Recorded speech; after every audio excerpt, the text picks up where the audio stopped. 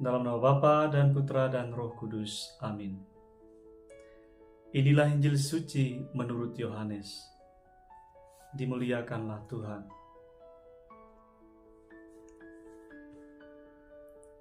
Dalam amanat perpisahannya, Yesus berkata kepada Thomas, "Akulah jalan kebenaran dan hidup. Tidak seorang pun dapat datang kepada Bapa kalau tidak melalui aku.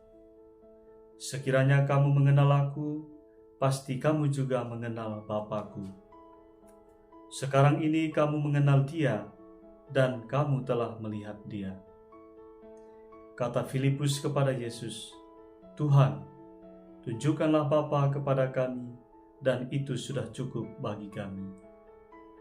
Kata Yesus kepadanya, "Telah sekian lama aku bersama-sama kamu, Filipus, namun engkau tidak mengenal aku?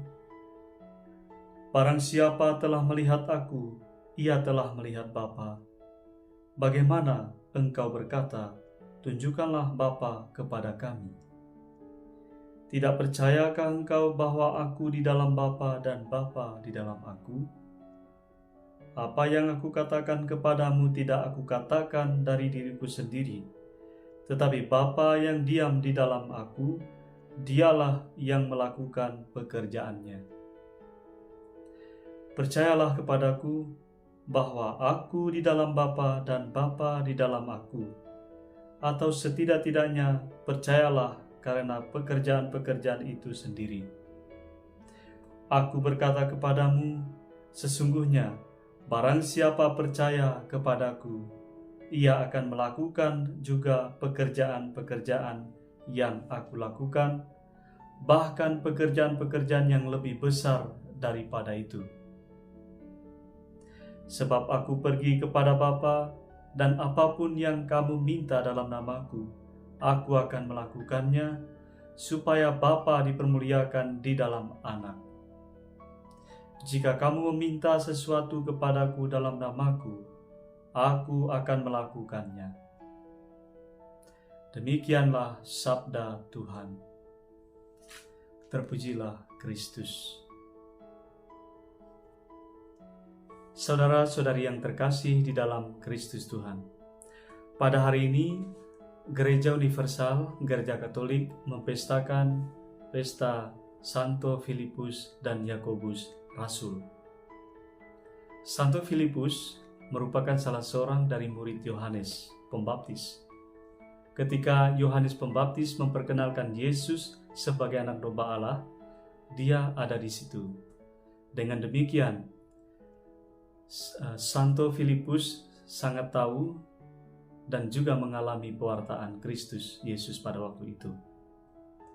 Dan dalam Injil Yohanes juga dikatakan bahwa ketika Yesus memanggil Filipus untuk mengikuti dia tidak ragu-ragu untuk mengikuti Yesus. Dan dia percaya kepada Yesus, dan seketika itu juga dia mengikuti Yesus. Saudara-saudari yang terkasih, watak dari Santo Filipus adalah spontanitasnya, dan juga dia tidak ragu-ragu untuk mengikuti Yesus.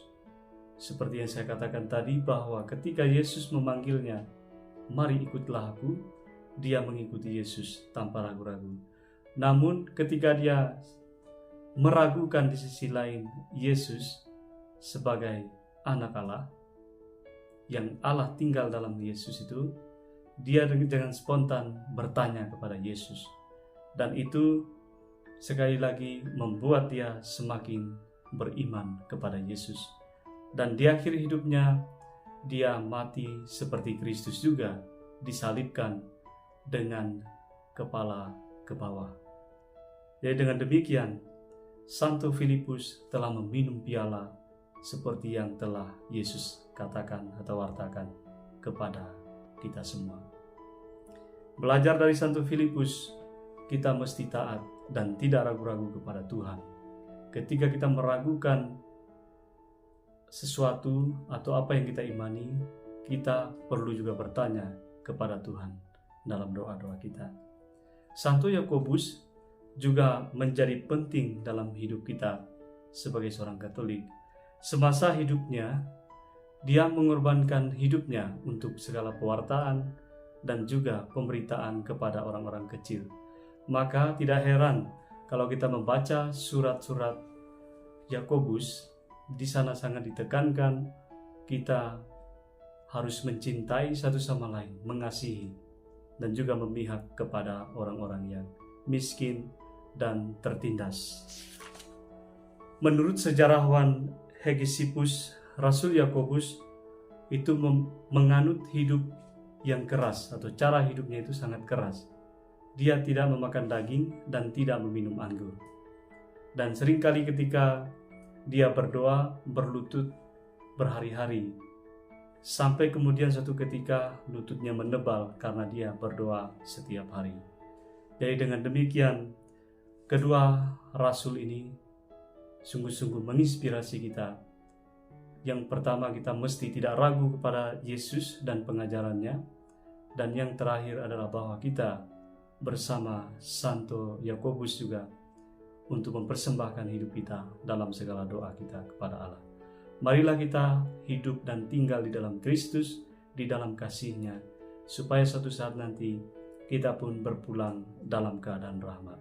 Tuhan Yesus memberkati. Amin.